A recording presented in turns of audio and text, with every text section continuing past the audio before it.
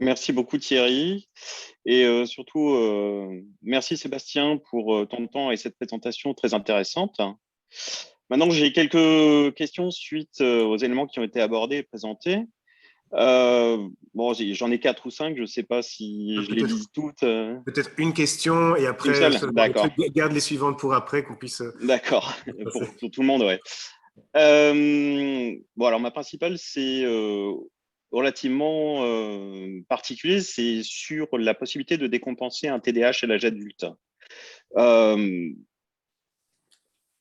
un peu particulièrement par rapport à ce qui était présenté lors dans une des slides, comme quoi la symptomatologie doit normalement être observée avant l'âge des 12 ans.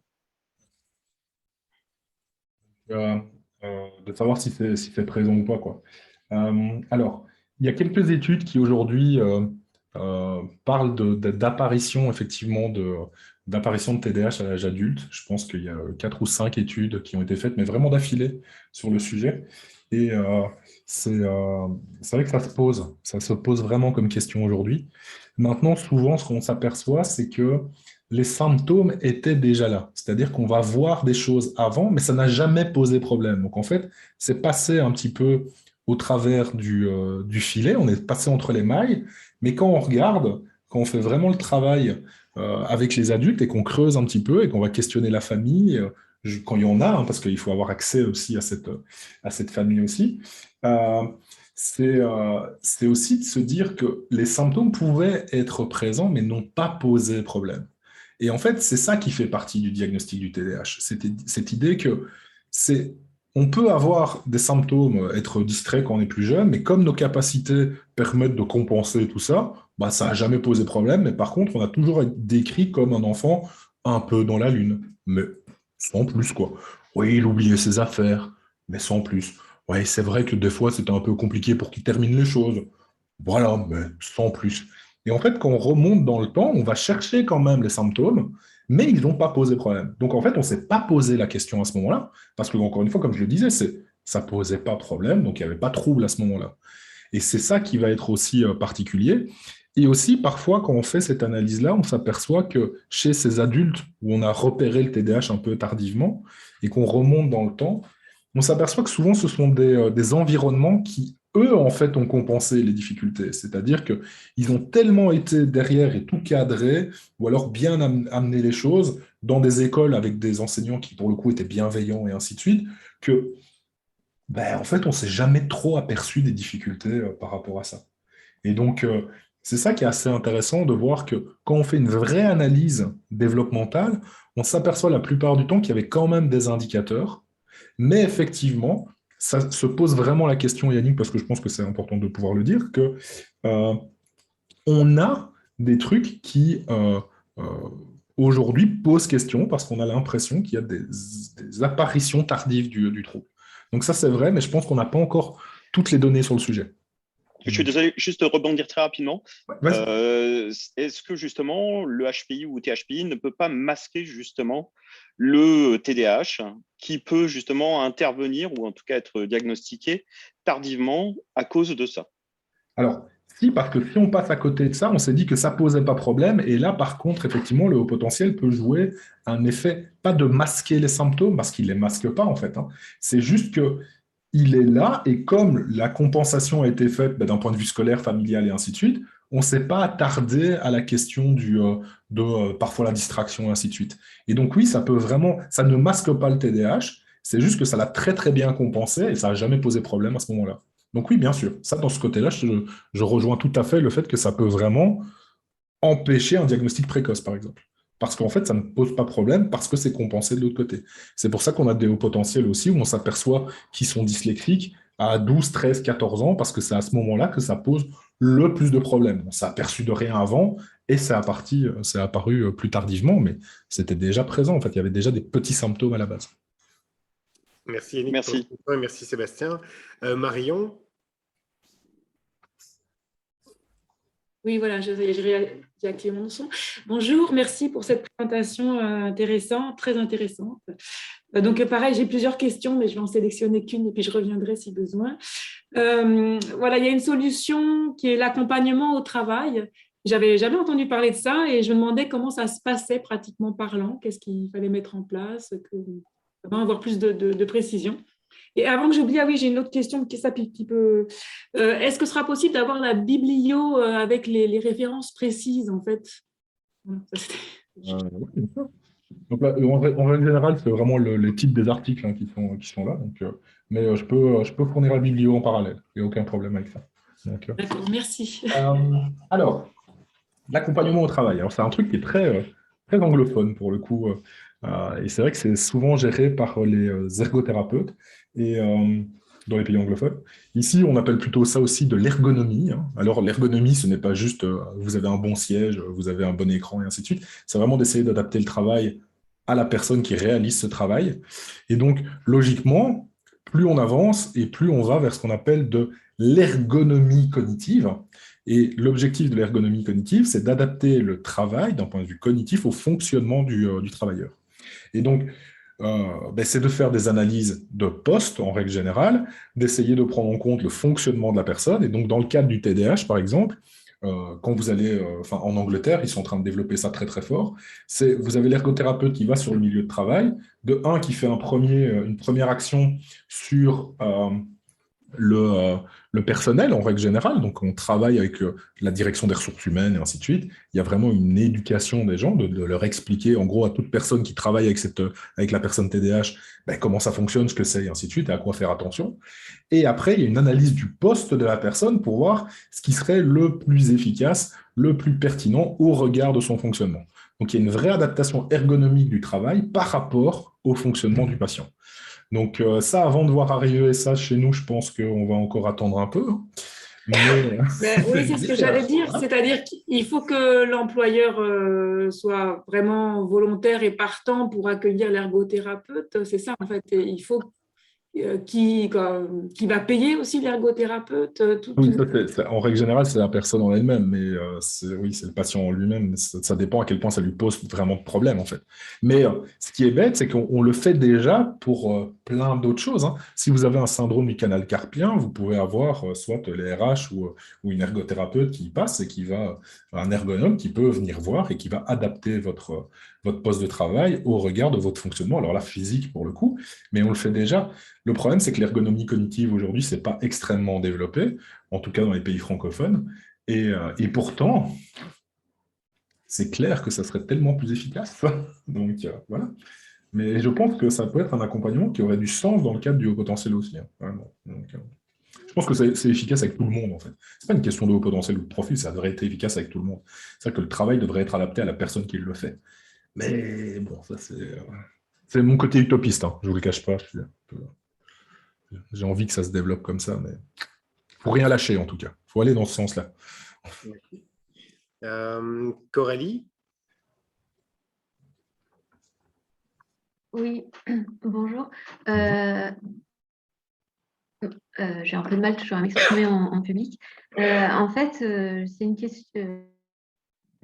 J'ai été diagnostiquée en fait par un centre de ressources autistiques justement avec l'exclusion des autres diagnostics. En fait, j'avais eu un diagnostic de dysharmonie évolutive petite. Et en fait, j'ai développé toute petite des troubles alimentaires, des addictions en fait très, très importantes de toute ma vie. On m'a mis des mauvais diagnostics et jusqu'à ce que j'atterrisse dans un CRA. Et voilà, on m'a posé le diagnostic de TDAH. J'ai coté 9 sur 9 par rapport aux questions, etc. Et ma question, c'est, voilà, j'ai 46 ans. J'ai été diagnostiquée aussi HPI petite et donc voilà, je cumule les deux. Et j'aimerais bien savoir s'il y a un réseau justement de soignants avec vos compétences pour être mis en place, en fait, que ce soit en France ou ailleurs, pour qu'on puisse quand même s'y référer parce que c'est vraiment le désert. Et en fait, voilà, on se retrouve en fait avec des difficultés. J'ai jamais pu maintenir mon emploi, etc. Et j'arrive à 46 ans, j'ai toujours mes addictions, j'ai les diagnostics comme ça sur les mains et je suis un peu impuissante. Et donc, je cherche vraiment des personnes compétentes. Et voilà, je cherche un réseau. Et pardon pour ma confusion de questions, je ne sais pas m'exprimer à l'oral.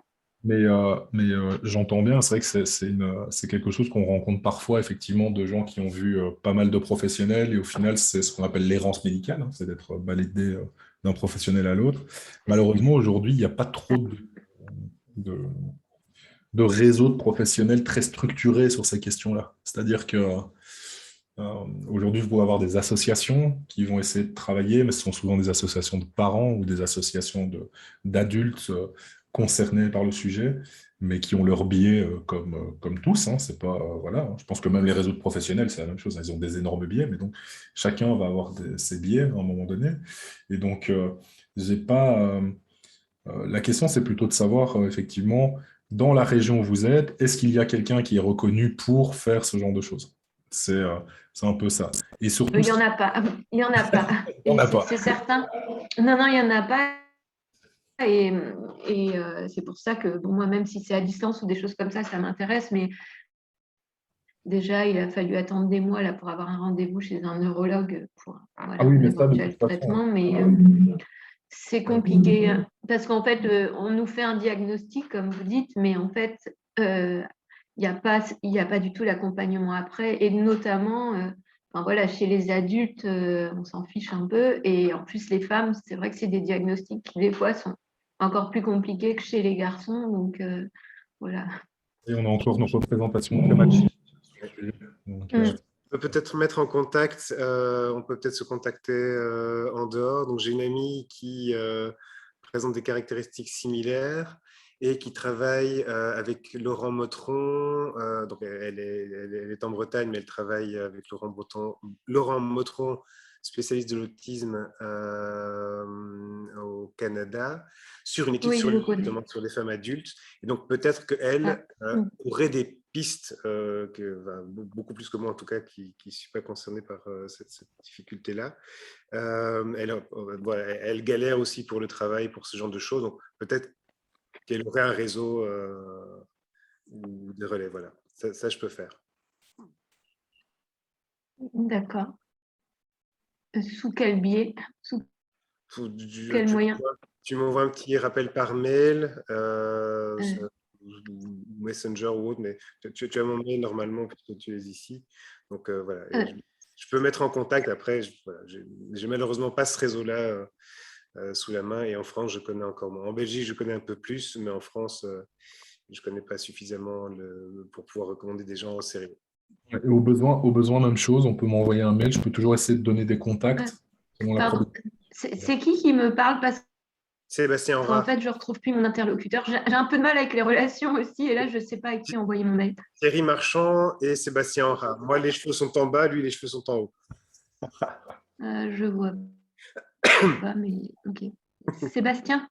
Oui, mais sinon, voilà, mon mail est sur le PowerPoint ici, hein, donc neuropsychologue.tdh@gmail.com. Vous pouvez aussi m'envoyer un mail et j'essaierai de faire le lien aussi, essayer éventuellement d'orienter, quoi. Donc, Merci. Sophie? Oui, merci beaucoup pour cette présentation que j'ai trouvée passionnante, très complète.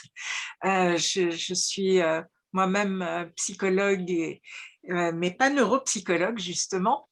Et je confirme, hein, moi aussi, je connais des tas de gens adultes et enfants qui ont et HPI et TDAH. Bon, j'avais une petite question. J'ai entendu que le diagnostic de TDAH est essentiellement clinique. Et effectivement, je me base sur le DSM-5 pour faire ça. Une chose m'a étonnée, c'est que j'ai cru comprendre tout à l'heure qu'il n'y avait pas de test neuropsychologique pour poser le diagnostic de TDAH. Et ça m'interpelle beaucoup parce que un de mes patients a vu un neuropsychologue qui lui a dit « Non, non, vous n'avez pas de TDAH », alors que ce patient-là a des troubles des fonctions exécutives et que tout ce qu'on fait pour le TDAH réussit très bien à ce patient-là. Il y a des mauvais neuropsychologues, faut pas croire. Faut pas, faut pas, voilà. Mais non, en fait, encore une fois, en fait, le problème, c'est qu'à la fac, on nous a enseigné qu'il fallait faire des tests pour poser des diagnostics. Alors déjà, de un, qu'on soit en Belgique ou en France, on ne pose pas de diagnostic, on peut poser des hypothèses, mais on ne pose pas les diagnostics, c'est au médecin de poser le diagnostic. Et en plus, il n'y a aucun critère de diagnostic qui nécessite de faire passer des tests. Quand il faut faire passer des tests, c'est écrit noir sur blanc. Si vous regardez dans le DSM, dans la déficience intellectuelle, vous devez avoir une évaluation quantitative. Si vous regardez les troubles spécifiques des apprentissages, il faut une évaluation quantitative. C'est écrit. Dans le TDAH, c'est pas du tout marqué. Les tests neuropsy n'ont aucune vocation de diagnostic dans le TDAH.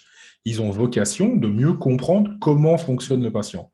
La seule chose que le neuropsychologue aurait dû faire, c'est, en gros, si les parents viennent et disent « il y a des problèmes d'attention, mon gamin est distrait, il y a des difficultés exécutives », je questionne les enseignants, ils me disent « oui, il y a des difficultés exécutives, il y a des difficultés attentionnelles », qui suis-je, moi, en tant que neuropsychologue, qui fait passer un test pendant 2 heures pour dire « vous avez tous tort, ce gamin n'a pas de trouble ». C'est une erreur fondamentale de faire ça. Donc, le mieux que ça peut faire un bilan psychométrique dans ce cadre-là, c'est de confirmer ce que tout le monde vous a déjà dit. Parce qu'on a un besoin, c'est qu'on a besoin de doudou, c'est vraiment, on a besoin de voir ce que les autres nous disent pour y croire. Mais moi, je crois à mes patients, enfin, je veux dire, à un moment donné, ils me disent, il y a des problèmes, il y a des problèmes. C'est pour ça que je questionne l'enfant aussi. Si l'enfant me dit, bah oui, j'ai des problèmes, bah t'as des problèmes. Je commence pas à me dire, bah non, arrête un peu, je vois bien sur mon test que j'ai fait passer en face à face que ça va, quoi. Ben non, oui, tu peux mobiliser à un moment donné. Encore une fois, le problème, c'est que le TDAH, ça fluctue. Si on le teste au moment où il est dans le bon niveau, ben, il réussit le test, quoi. Mais ça, c'est la base de la compréhension du TDAH. Et malheureusement, il faut savoir, moi, personnellement, après, je suis sorti il y a passé 10 ans maintenant, hein, mais en gros, moi, le TDAH, on m'en a parlé 20 minutes à la fac, hein. Donc après, de me dire, ben oui, si je n'avais pas fait une formation en plus derrière, je pense que je dirais exactement la même chose, hein. Je fais, non, tu as réussi les tests, donc c'est bon, tu n'es pas TDAH. Je pense que je ferais les mêmes explications. Donc en fait, le truc, c'est que on ne peut pas se permettre de dire qu'il y a ou il n'y a pas de pathologie déjà en tant que neuropsychologue, il faut être clair sur le sujet.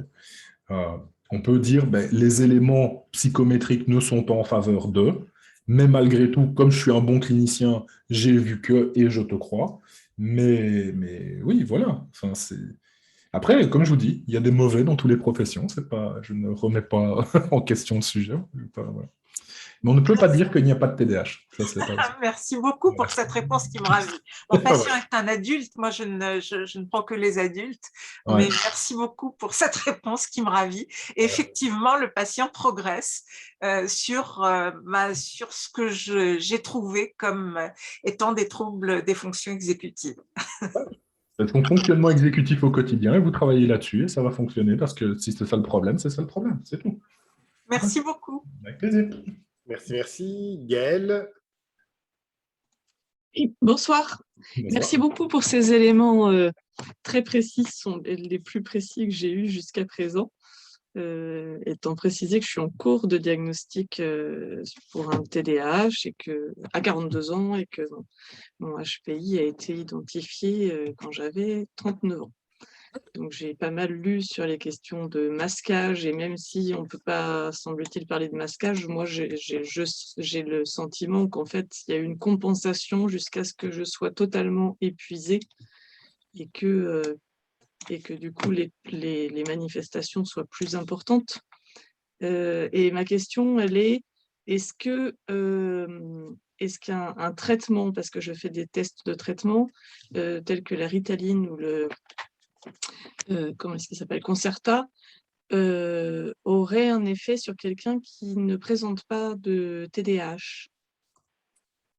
Oui, c'est pour ça qu'il y a des étudiants en fac de médecine qui se gavent à la Ritaline pendant leur session de blocus.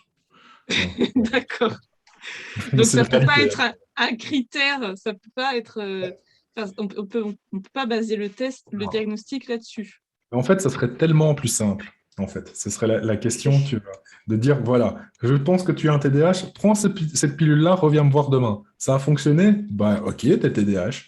Ben non, en fait, hein, ça ne marche pas comme ça. En fait, les médications comme le méthylphénidate, qui est la molécule à la base, hein, fonctionnent à peu près chez 80% des patients. D'accord? Donc, il y a déjà 20% de patients avec un TDAH qui ne vont pas répondre aux molécules. Donc, en soi, déjà, il y a déjà cet aspect-là. C'est-à-dire que tous les TDAH ne vont pas répondre à la médication. Et en plus derrière, ben, quand vous n'avez pas de TDAH, vous pouvez quand même répondre à la médication. Donc, forcément, si on ne peut pas faire le test là-dessus, ce n'est pas assez précis. C'est d'autant plus fonctionnel dans le TDAH, mais ça fonctionne très bien sur les niveaux attentionnels dans d'autres troubles. Donc, par exemple, des enfants qui ont des troubles de coordination, donc des dyspraxies, entre guillemets, avec des grosses difficultés attentionnelles, ben, certains, on les met sous Ritaline parce que leur niveau attentionnel permet d'essayer de poser un petit peu, de stabiliser les choses pour qu'ils rentrent justement dans des régulations motrices plus adaptées. Donc, voilà. Dommage, mais non, on ne peut pas faire ça. On ne peut pas faire du diagnostic aux médicaments. Ça, c'est pas encore possible. Ça sera peut-être. En tout cas, ce qui est sûr, c'est que moi, ça me donne l'impression de pouvoir récupérer mon cerveau, de pouvoir à nouveau mobiliser mes ressources internes. Ah ben oui, vous vous éparpillez moins, en fait. C'est plus fonctionnel, quoi. Donc, ouais, ça stabilise. Ok, merci pour ces réponses. Avec plaisir. Merci. Yannick, à nouveau. Merci pour ta patience. Oui, merci pour de prendre ma deuxième question, qui est en fait un peu à la suite de la question d'avant, hein, la précédente. Hein. Il a été dit que le TDAH n'influençait pas en fait les tests des résultats de QI. Cependant, il y a quand même des profils types qui sont rapportés par rapport à des populations de référence qui sont utilisées dans le manuel de référence du WAIS, par exemple. Et est-ce que justement, ça ne prouve pas le contraire, qu'il y aurait justement des profils au niveau cognitif qui pourraient justement spécifiquement coller à des personnes ayant un TDAH? Alors, ces profils qui sont sortis dans la WAIS sont déjà réalisés sur des populations cliniques et sur très peu de patients et sont toujours des approches statistiques. C'est-à-dire qu'en moyenne, ils vont avoir ça. Mais en fait, c'est intéressant pour la recherche. Mais quand on est en face à face avec un patient, la plupart, en fait, ils ne vont pas présenter ça. C'est-à-dire que le profil moyenné, c'est-à-dire en gros, je ne sais plus dans la WAIS combien ils sont dans le TDAH, mais ils ne sont jamais grands. Enfin, imaginons, ils sont 50. Le profil qui sort dans la WAIS, en fait, est un profil de moyenne des 50 patients. Et en fait, quand on prend les 50 patients les uns à côté des autres, ben en fait, ils n'ont pas ce profil-là. C'est ça le truc, c'est qu'ils vont avoir des profils qui sont très, très fluctuants dans le TDAH, et après, on a moyenné en se disant ça ressemble plus ou moins à ça. Et donc, statistiquement, ils vont avoir un profil, mais cliniquement, en face à face, avec un patient en face de soi, on n'aura pas de profil type de TDAH. Le seul profil type qu'on ressort d'un point de vue cognitif, c'est la fluctuation. C'est le fait que d'une épreuve à l'autre, eh ben, en fait, ils peuvent changer, faire le mieux comme le pire. En gros, c'est ça qu'on va voir. Donc, c'est pour ça, en fait, que ça n'influence pas énormément les scores de QI à la fin, parce que la fluctuation fait qu'elle est moyennée à la fin et qu'on ne voit pas grand-chose qui sort de ça. Donc, c'est un petit peu ça. Peut-être un complément sur ce qu'a dit Sébastien. Dans le numéro 169 de l'année, justement sur le WISC-5, il y avait un papier sur quels étaient les liens entre Est-ce qu'on pouvait, à partir du WISC, avoir un soupçon concernant le TDAH? Et la réponse était non, parce que statistiquement, il y avait tellement de variabilité dans les différents subtests pour tout le monde en général, qu'il n'y avait pas plus de variabilité spécifique au TDAH. Donc, c'était pas... Une fois qu'un bilan ou diagnostic de TDAH a été fait, ça vient en complément d'information. C'est ce que j'ai retenu de l'article. Donc, je suis sous ton couvert, Sébastien, si je dis une bêtise. C'est vraiment ça. Il vaut mieux. Le WISC est super intéressant. WISC ou WAIS est super intéressant, mais après que le diagnostic soit posé, pour comprendre comment le patient fonctionne. C'est ça qui est intéressant, en fait. Oui, j'ai bien compris ça, mais au niveau du test, hein, justement, dans le fonctionnement ou la détection de HPI ou de THPI, justement, les problématiques de TDAH peuvent poser problème dans la passation des tests, hein, puisqu'il est fréquent, en fait, que ces personnes soient capables de résoudre des exercices beaucoup plus compliqués, malgré des échecs successifs dans les tests les plus simples, hein, de les exercices plus simples. Et donc, c'est vraiment grâce au thérapeute, en fait, qui fait passer le test, qu'on est capable de détecter justement les problématiques de TDAH et aussi la partie HPI. La problématique de TDAH, moi, je n'ai pas besoin de faire passer un test pour la repérer. Je n'ai pas besoin de faire passer un quotient intellectuel pour repérer des problématiques de TDAH, parce que les symptômes sont présents en dehors du test. Donc déjà, ça, c'est une particularité quand même qui est importante. Après, la derrière, et c'est là que je rejoins pleinement l'explication, c'est on a besoin du thérapeute pour comprendre. Oui, c'est de la clinique, ça. C'est pas du score. C'est-à-dire que ça se base sur l'observation, ça se base sur comment sont réalisées les épreuves et comment le patient s'est mobilisé sur l'épreuve. Moi, ce que j'ai présenté ici, en tout cas dans le papier que je vous ai présenté au départ, c'est sur le score, pas sur comment il a réalisé les choses, hein. C'est sur le score en lui-même. Sur le score, vous ne verrez pas grand-chose. C'est ça le truc. Par contre, on va observer notre patient et on va mieux comprendre. Mais quel que soit le niveau d'intelligence, en gros, la manifestation du TDAH, elle sera toujours la même. Et donc, on n'a pas besoin de faire passer une échelle intellectuelle pour aller dépister un TDAH.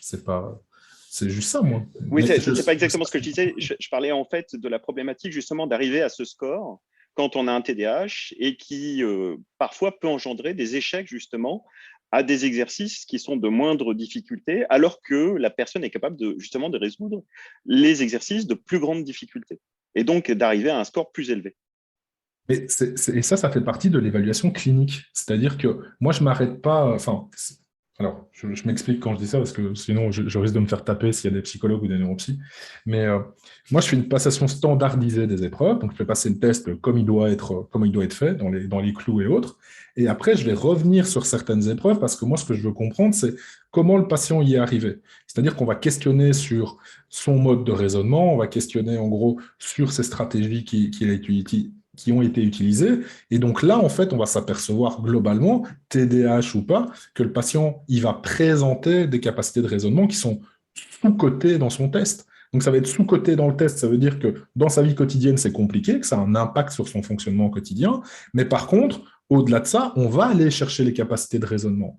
Mais ça, je pense que ça fait partie de la passation en elle-même. C'est-à-dire que si quelqu'un fait juste passer un Waze pour faire passer un Waze, se dit, ben voilà, je pose mes questions, je cote, et à la fin, et c'est ce que j'expliquais quand on dit le TDAH masque le haut potentiel ou le haut potentiel masque le TDAH, c'est que c'est sûr, si vous restez que sur des évaluations ultra standardisées, vous posez que les questions du test, et vous restez là-dessus, et vous cotez en gros en 0, 1, 2, ben en fait, vous ne comprenez pas votre patient. Ça, c'est juste du chiffre. Mais justement, c'est la problématique de cotation, parce qu'au bout, je sais que dans les tests normés, au bout de 2 ou 3 échecs, on s'arrête. Alors que justement, dans le cadre de ces personnes-là, si on va à 3, 4, parfois, justement, on dépasse largement les limites. Mais justement, ce n'est pas normé, il faut dépasser les limites du test. C'est ce qu'on appelle l'enquête aux limites. Et c'est ça le truc. C'est que les Nord-Américains, ils ont développé cet aspect-là. C'est les enquêtes aux limites sur les épreuves cognitives. Pour voir justement, pour essayer de comprendre comment le patient fonctionne.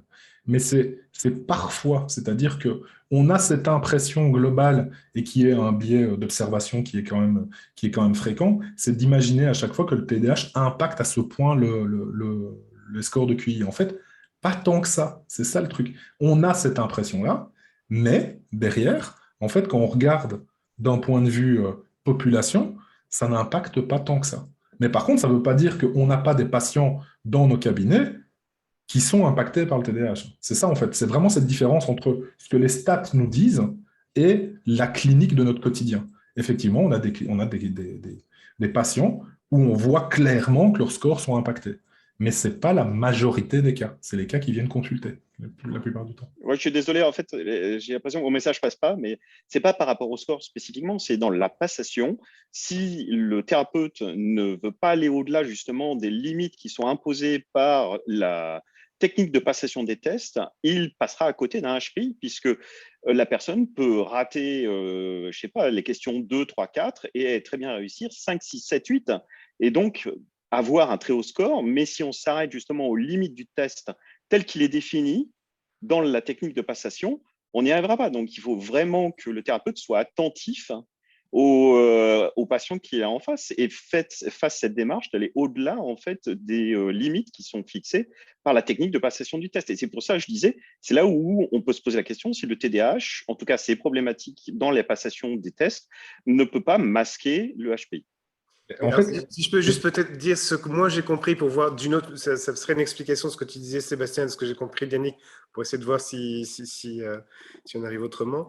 Donc, ce que j'ai compris, c'est que avec les tests standards tels qu'ils sont, on a constaté, en vérifiant par rapport aux des personnes qui ont un TDAH, que finalement, même avec un test purement standard, purement normé, il y avait un impact que de quelques points sur le test. Et que si on fait justement ce test aux limites en disant, voilà, OK, on arrête de compter le temps, donc par rapport au temps, on s'est arrêté, mais on continue quand même les questions suivantes, et là, on ne code plus, mais juste pour voir jusqu'où la personne va, ça ne fera pas partie de la cotation, mais on regarde ce que ça donne. Ben, ça donne un apprentissage intéressant sur le fonctionnement spécifique de la personne qui est en face de nous. Mais globalement, ça n'a pas beaucoup d'impact ça n'a pas que de 2 à 5 points en moyenne, et donc il peut y avoir des gens qui sont beaucoup plus impactés que ça, mais en moyenne, c'est très faible, c'est pas 20 points, TDAH égale 20 points de différence, c'est ce que j'ai compris. Est-ce que ça répond, est-ce que c'est une compréhension de ta question, Yannick, et est-ce que ça retranscrit fidèlement ton point, Sébastien? Je pense qu'avec Yannick, en fait, on est d'accord sur le sujet, parce que moi non plus, je ne m'intéresse pas à l'aspect score, hein. Je dis juste que dans le cas avec la standardisation, le cas de dire la plupart du temps, ces patients peuvent aller plus loin, c'est une représentation, c'est un biais en fait. La plupart du temps, ils vont pas plus loin. Mais il y en a effectivement, il y a une quantité de patients qui effectivement peuvent aller plus loin. Et là, c'est la clinique c'est la clinique du psychologue d'aller chercher ces informations. Et ça, c'est important. Mais oui, en général, même avec la standardisation, ça n'impacte pas plus que ça, en gros. Mais, Merci. Très bien, Sébastien, c'est exactement ça. Merci. Jérôme, je te propose de passer de tes questions. Oui, merci. Alors, très bonne intervention ce soir. Et donc, je rebondis exactement sur ce qui vient d'être évoqué. Justement, j'ai passé mon test OS4 il y a 1 an, j'ai une quarantaine d'années. Et je l'ai fait avec un neuropsy qui a évoqué un problème de TDA.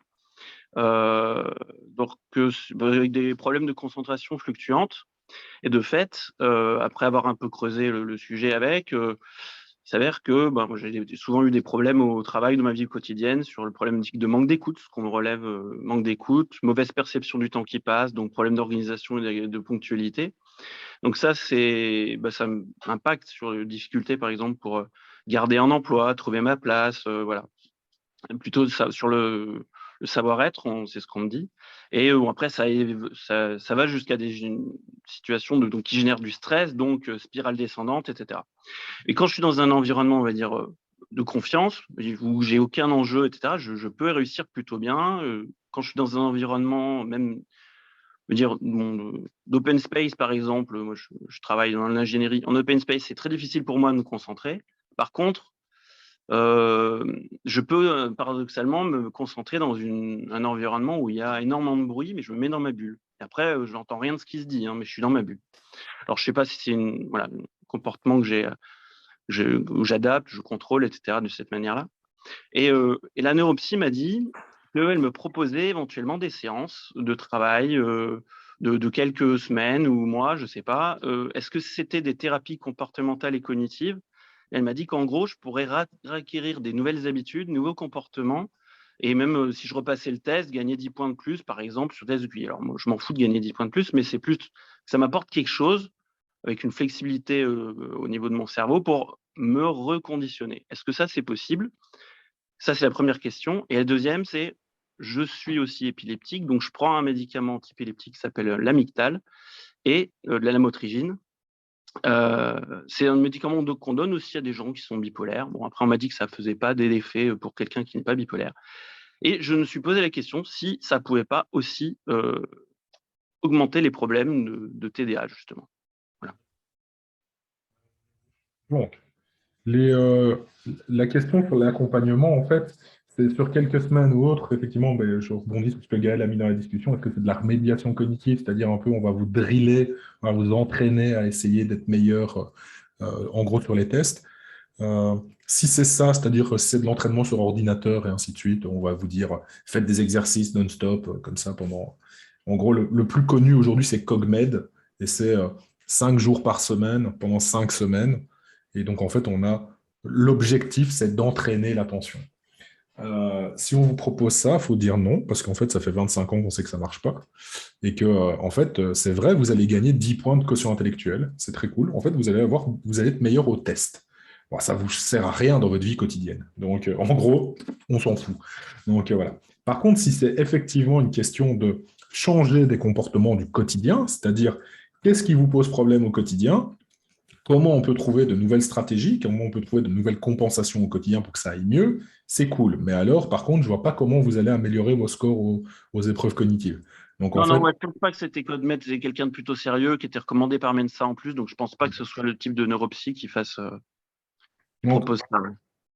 On va plutôt être sur de la TCC, effectivement, parce que l'objectif, c'est d'avoir un changement de comportement et des compensations du quotidien.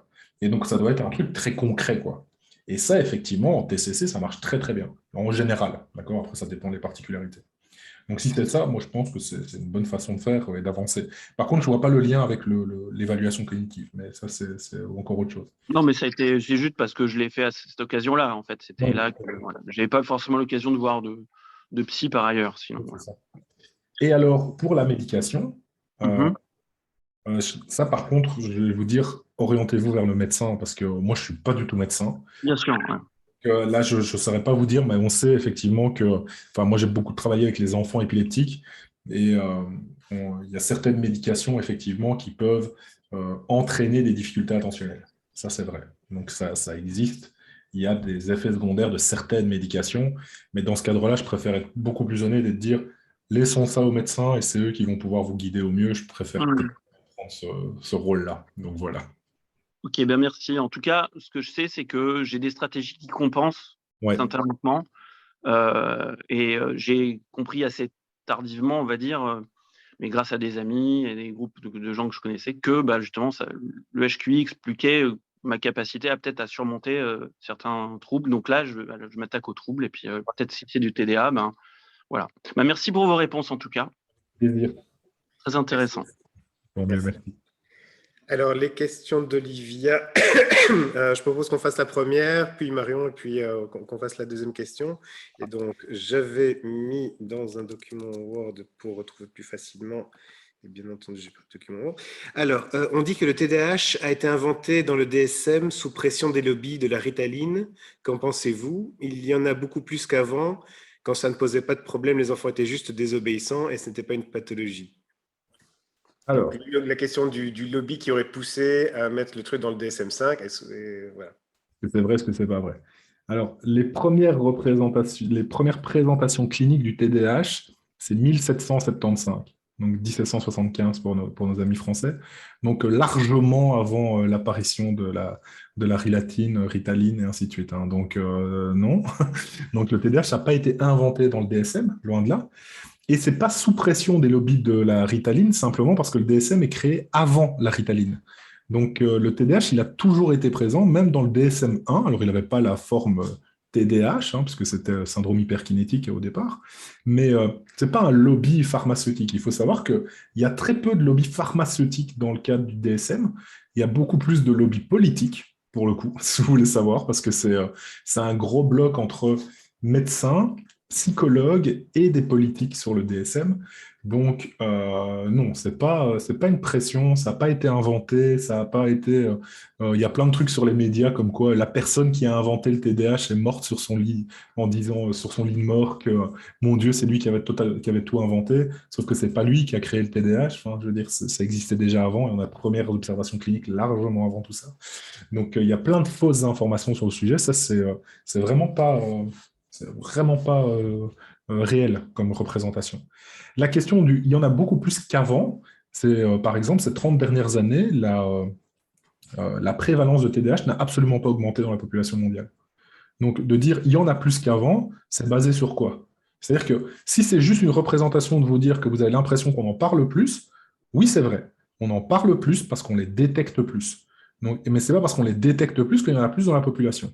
Ça, c'est pas vrai par contre. Il n'y en a pas plus dans la population. Si vous voulez une autre représentation, c'est si vous revenez 40 ans en arrière, on prend la maladie d'Alzheimer. Ben, si vous regardez aujourd'hui et il y a 40 ans, vous avez vraiment l'impression qu'il y en a beaucoup plus qu'avant. Est-ce qu'il y a une épidémie de maladie d'Alzheimer? Non. C'est-à-dire que la prévalence est toujours la même, sauf qu'on les détecte mieux.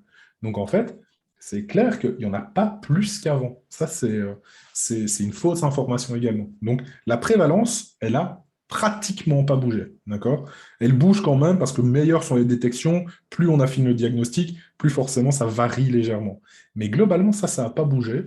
Et donc, non, ça n'a pas été inventé pour le DSM. Donc, voilà. Merci. Sébastien, il est 10 heures. Je ne sais pas si tu as encore un peu de temps et de jus. Ouais, je peux encore donner un quart d'heure, si vous voulez, un quart d'heure, 20 minutes. Ça.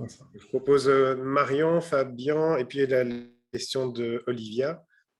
Marion qui avait baissé la main subrepticement un instant, donc je suppose que c'est... Oui, il faut laisser passer Fabien en premier puisqu'il n'a pas posé de question encore. Ok, c'est très gentil. Fabien. Bonjour, ouais, je voudrais comprendre, manifestement, il y a une frilosité à prescrire le méthylphénidate. Alors, déjà, est-ce qu'il y en a bien une ou est-ce que je l'invente? Pourquoi est-ce qu'il est prescrit en dernier? Il semble vraiment prescrit en dernier recours, en particulier chez les enfants. Et vous aviez l'air de présenter comme un problème l'éventualité d'être médiqué au méthylphénidate à vie. Alors, moi, je vais faire dans l'ordre. Donc, est-ce qu'il y a une frilosité? Dans les pays francophones, c'est extrêmement présent, cette frilosité à prescrire. Pourquoi? Parce que on vient d'un siècle de psychanalyse et qu'il faut savoir que justement la pression de la psychanalyse fait que malgré tout, et c'est pas une question de visée ou d'approche ou ainsi de suite, hein. Je suis pas en train de remettre en question l'entièreté de la psychanalyse, mais le fait est que les psychanalystes de manière générale ont une tendance à être très très très très frileux par rapport à la médication de manière générale. Donc, il y a une position quand même qui est très forte. Enfin, la France reste encore un des derniers fiefs de la psychanalyse au niveau mondial. Et donc, il y a très, très peu de prescriptions. C'est-à-dire qu'ils vont toujours défendre le fait qu'on surprescrit et ainsi de suite. Et je pense que, par exemple, la France prescrit 15 fois moins à peu près que certains autres pays. Donc, il y a cet aspect-là. Il y a cette frilosité par rapport aux enfants, parce qu'on a toujours l'impression de dire qu'il ne faut pas donner une médication aux enfants, c'est important, parce qu'on ne sait pas quel est l'impact que ça peut avoir sur leur fonctionnement. Il faut quand même savoir qu'on a des études aujourd'hui à 20 ans de recul sur la prescription du méthylphénidate. Donc, on voit les avantages et les inconvénients. On part d'un principe que ce n'est pas un bonbon non plus. Hein. Ce n'est pas prescrit sur le coin d'une table non plus. Et on dit, voilà, prends ça, ça va aller mieux, et tu vas voir, ta vie va être merveilleuse. Il y a un vrai protocole aussi par rapport à ça.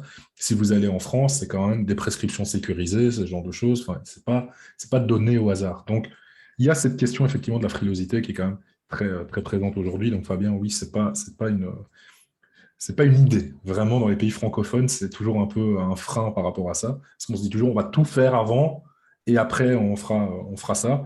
Mais on a la même chose sur les antidépresseurs, on a la même chose sur d'autres trucs qui sont bien plus massifs en plus comme prescription. Donc oui, ça c'est vrai que c'est assez présent aujourd'hui. Et je pense, alors moi je suis pas contre la problématique, je trouve pas ça problématique d'avoir une médication à vie si elle est fonctionnelle. La seule chose qu'on sait, c'est que sur les études longitudinales du suivi des patients avec méthylphénidate, on s'aperçoit qu'ils ont des phases où ils arrêtent la médication.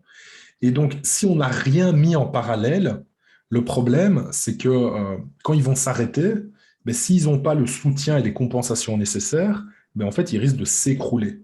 Et quand ils s'écroulent, c'est un peu difficile, quoi. Donc, je pense que dès le départ, de se dire, on met une médication en place, plus un accompagnement, que si la médication est absolument nécessaire, parce que même avec les compensations, ça ne marche pas, ok, moi je veux bien qu'on la garde à vie, si c'est fonctionnel, moi j'ai aucun souci avec ça, et ça se discute avec d'ailleurs le médecin. Hein. Mais par contre, je pense que la volonté de la majorité des patients, c'est de dire je prends ça, le temps de trouver le moyen de faire sans. C'est juste ça. Après, moi je suis ni pour ni contre, moi je suis pas, j'ai pas d'avis tranché sur le truc, je dis juste que si c'est efficace et que ça aide le patient, eh bien, tant mieux, on continue. Et pourquoi ils ont des phases d'arrêt? Mais en fait, par exemple, on sait que les enfants qui sont médiqués, quand ils arrivent à l'adolescence, ils arrêtent la plupart du temps parce qu'ils ne se sentent plus être eux-mêmes. Ils n'ont pas envie de prendre un truc pour être différent de leur vraie personnalité, parce qu'en fait, ils sont en construction d'eux-mêmes, et donc on s'aperçoit qu'il y a des creux comme ça.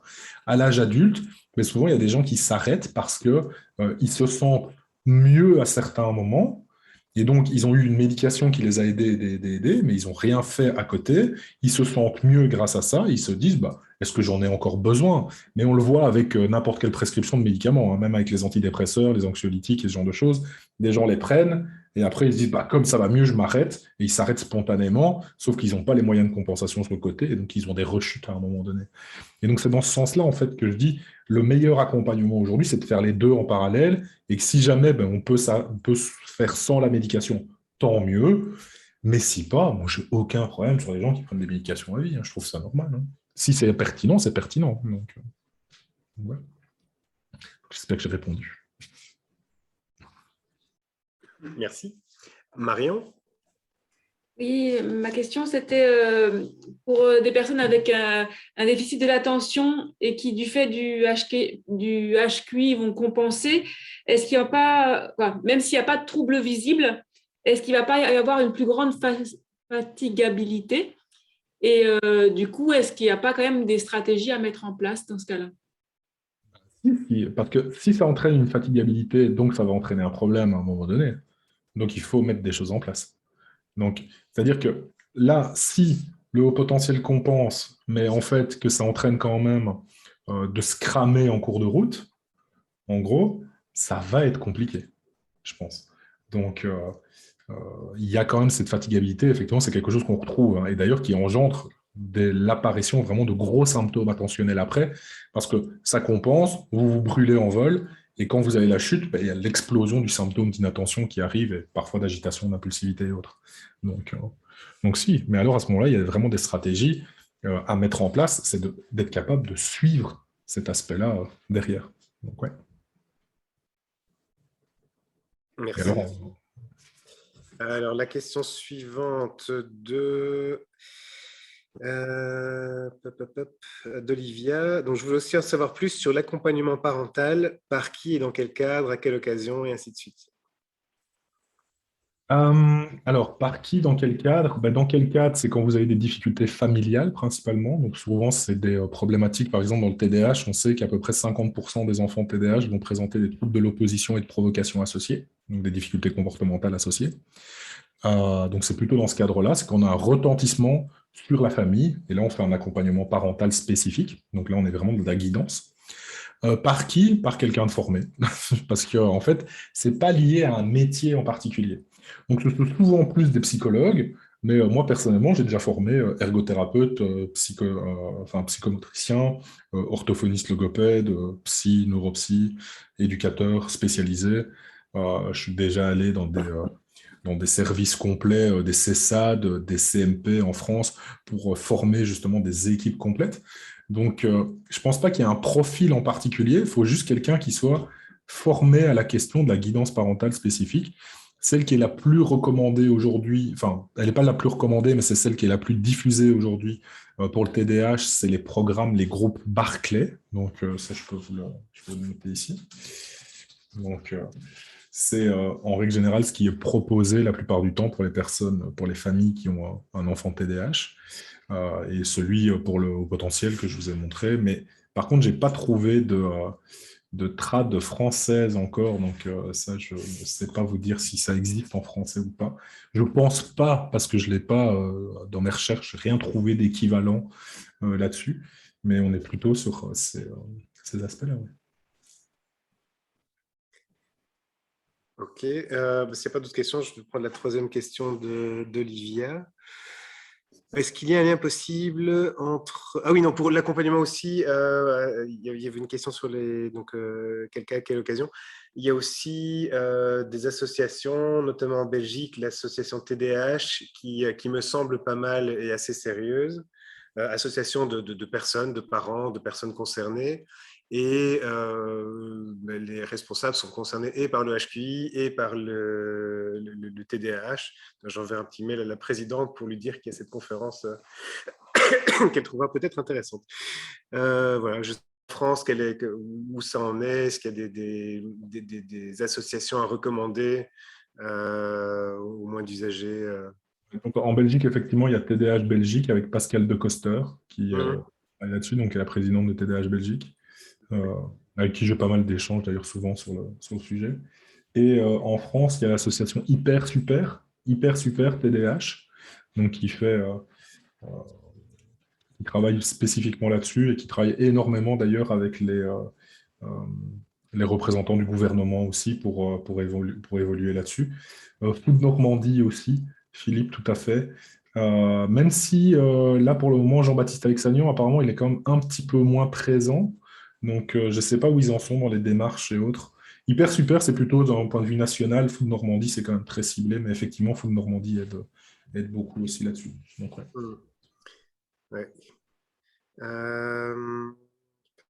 Voilà, je pense que c'était tout pour les questions. Il y avait Yannick qui voulait partager une image sur les prescription de MPH en France. Ouais, c'est ça. Je ne sais pas si, voilà, je sais pas si tu souhaites partager cette image ou pas, Sébastien. Je n'ai pas tous les yeux, je vais la regarder. Ah, attends, hop, je vais arrêter le partage de ça déjà. Ah.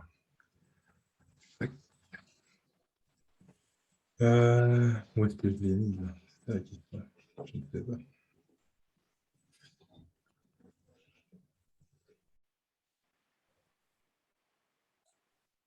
Ah, une question de Gaël aussi. Hop. Gaël, si tu veux poser ta question pendant que Sébastien cherche comment... Oui, merci. Je voulais rebondir sur ce qui a été dit par rapport au fait d'exploser en vol et je me pose la question depuis un moment sur les liens entre le syndrome d'épuisement et le TDAH. Est-ce que le TDA peut amener à un syndrome d'épuisement s'il n'a pas été identifié? Ouais, le TDAH, c'est un facteur de risque à l'anxiété, à la dépression, au burn-out. C'est un facteur de risque pour tout ce qui est les consommations, pour tout ce qui est la santé de manière générale, pour plein de choses. C'est un très gros facteur de risque de plein d'autres choses associées quand ce n'est pas pris en charge. Donc, quand ce n'est pas pris en charge, l'idée, c'est que ça peut impacter même jusqu'aux accidents de voiture et ainsi de suite, où on a une mortalité plus importante due au TDAH.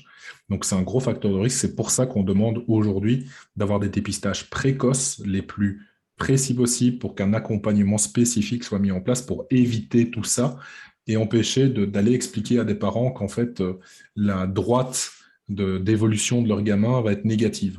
Vous voyez, c'est un petit peu cet aspect-là. Plus on détecte tôt, plus on intervient tôt, moins en fait on va avoir de répercussions dans le temps. Mais effectivement, si vous avez un TDAH, que vous vous éparpillez, que vous ne organisez pas, que vous avez des problèmes de planification, que ça impacte votre vie professionnelle, familiale, de couple, bah, oui, vous risquez d'exploser en vol. Et c'est un facteur de risque qui est quand même très présent. Donc oui, bien sûr. Effectivement. Et voilà, avec difficulté à trouver, me stabiliser dans un emploi, etc. Ouais.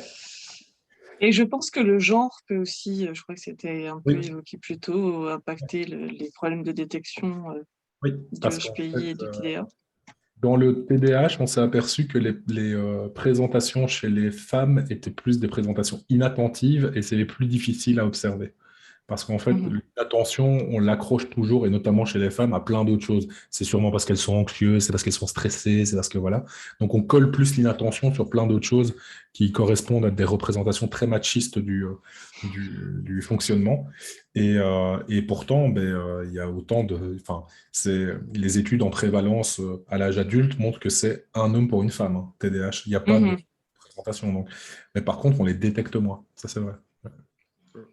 Ok. Merci beaucoup d'avoir pris le temps pour cette dernière question.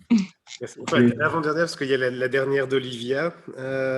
Est-ce qu'il y a un lien possible entre TDAH et TSA? J'ai déjà répondu oui, mais puisqu'on en a discuté il y a quelques jours justement, et que ça serait une question qui intéresserait pas mal de monde, ben voilà.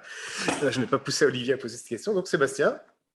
Alors, juste avant de répondre, donc l'image, donc normalement, vous voyez l'image du traitement pharmaco devant vous, là. Vous avez un graphique devant vous, logiquement, ou pas? Ou pas Oui. du tout? Oui. En Oui. fait, vous voyez, donc, c'est ce que Yannick m'a envoyé. Et donc, vous voyez, en France, là, la droite, là, c'est le nombre de prescriptions. C'est les traitements pharmacologiques du TDAH en France. Et vous avez tous les autres pays au-dessus. Oui, un petit peu à peu près. La France est en bas du truc. Donc oui, il y a des sous-prescriptions en France par rapport au TDAH. Donc, voilà. C'est l'estimation de prévalence du TDAH, elle est là. D'accord? La médication en France, elle est là. Et logiquement, on devrait mettre des choses en place. Et vous voyez que tous les pays, en gros, normalement, augmentent leur taux de prescription parce qu'il y a un vrai intérêt de mettre ça en place. Bon, là, on est en 2014, hein, mais je peux vous assurer que cette droite-là, elle n'a pas monté de manière exceptionnelle avec des surprescriptions. Hein. On est OK, hein, d'accord? Donc, il y a des surprescriptions dans les pays comme les États-Unis, hein, par contre. Donc, c'est tout à fait normal. Alors, donc la question TSA-TDAH. Oui, on a des recoupements. Alors pourquoi? Parce que déjà d'un point de vue cognitif, donc cérébral, il y a des recouvrements sur les mécanismes à la base du TSA et du TDAH, qui sont les fonctions exécutives. Dans le TSA, en fait, on a des grosses difficultés de fonctions exécutives, notamment qui touchent principalement les émotions, notamment la reconnaissance d'émotions de manière générale, et la régulation. On va avoir des comportements aussi qui peuvent se ressembler, parce que la plupart des enfants qui ont un trouble du spectre de l'autisme, et même des ados et des adultes, vont présenter des difficultés attentionnelles. Mais il faut faire attention à pourquoi ils présentent des difficultés attentionnelles. Parce qu'il y a cette question de la sensorialité, notamment, qui peut être présente. Et la sensorialité, imaginez que chaque bruit que vous entendez vous dérange de manière excessive, forcément, vous ne faites pas attention. Donc, vous voyez, encore une fois, il y a la même manifestation de distraction, mais l'origine n'est sans doute pas la même.